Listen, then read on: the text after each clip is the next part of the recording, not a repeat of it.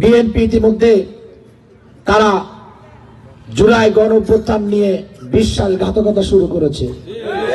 তারা গণভোট নিয়ে টালবাহানা শুরু করেছে। মিডিয়ার চাপে, জনগণের চাপে তাদের নেতারা উপরে সবাই বলে না, কেউ কেউ হায়ের পক্ষে বলছেন, আর তলে তলে তাদের প্রত্যেকটা নেতা কর্মী ন্যায়ের প্রচারণা চালাচ্ছেন, ঠিক কিনা? জুলাইয়ের মাধ্যমে যারা লন্ডন থেকে ফিরে এসেছেন, ভারতের শিলং থেকে মুক্তি পেয়েছেন, জেলখানা থেকে মুক্তি পেয়েছেন, তারা যদি জুলাইকে অস্বীকার করেন, বিশ্বাসঘাতকতা করেন, জনগণ আপনাদেরকে প্রত্যাখ্যান করবে, কখনো ক্ষমা করবে না, ঠিক কিনা?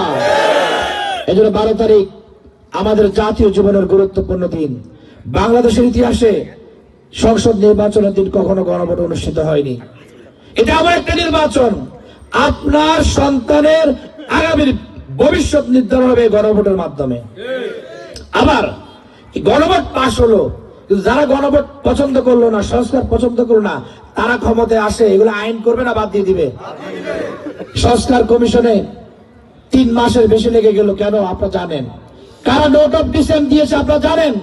সুতরাং প্রিয় ভাইয়েরা আমার, চাঁদা মুক্ত, সন্ত্রাস মুক্ত, দখলবাজি মুক্ত, দুর্নীতি মুক্ত, টেন্ডারবাজি মুক্ত, ইফটিজিং মুক্ত, মাদক মুক্ত একটি সোনার বাংলাদেশ চাইলে হা ভোটের যেমন বিকল্প নাই, তেমনি এই হা ভোট বিজয় করে আইনে পরিণত করতে হলে, আগামী সুন্দর রাষ্ট্র বিনির্মাণ করতে হলে, প্রতিহিংসা করার রাজনীতির অবসান করতে হলে দাঁড়িপাল্লার কোনো বিকল্প নাই, ঠিক কিনা?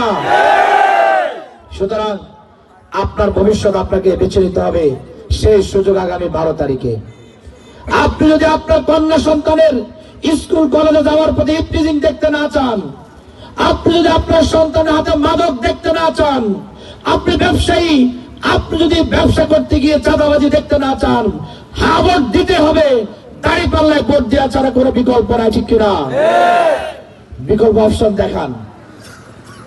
আজকে জামাত ইসলামের আমির স্পষ্ট ভাষায় বলেছেন, আমার কোন নেতা কর্মী যদি চাঁদাবাজি করতে যায়, দখলবাজি করতে যায়, আপনার সন্তানের সম্পদের দিকে আমার যে কর্মী হাত বাড়াবে, আমি আমির হিসেবে নির্দেশ দিচ্ছি, ওই হাত আপনারা গুড়িয়ে দিবেন। আজকে পর্যন্ত কোন দল এই ঘোষণা কি প্রকাশ্যে দিতে পেরেছে? একটা কথা স্পষ্ট বলছি, আমরা দুর্নীতি করব না, কাউকে দুর্নীতি করার সুযোগ দেব না। আমরা চাঁদাবাজি করব না, কাউকে চাঁদাবাজি করার সুযোগ দেব না।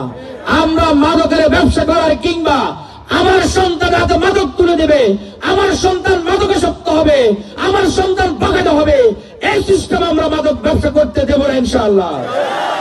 প্রিয় ভাই এবং বন্ধুগণ, সুতরাং চাবি আপনাদের হাতে। এই চাবি দিয়ে তালা খুলবেন নাকি তালা বদ্ধ করবেন? এই চাবি দিয়ে অন্ধকারের পথে হাঁটবেন নাকি আর গোলামের জিনজিরের দিকে চলে যাবেন? এই চাবি দিয়ে স্বাধীন মুক্ত পরিবেশে একটি সুন্দর দেশে বসবাস করবেন নাকি আবার হানাহানির রাজনীতির দিকে যাবেন? সিদ্ধান্ত আপনাদের।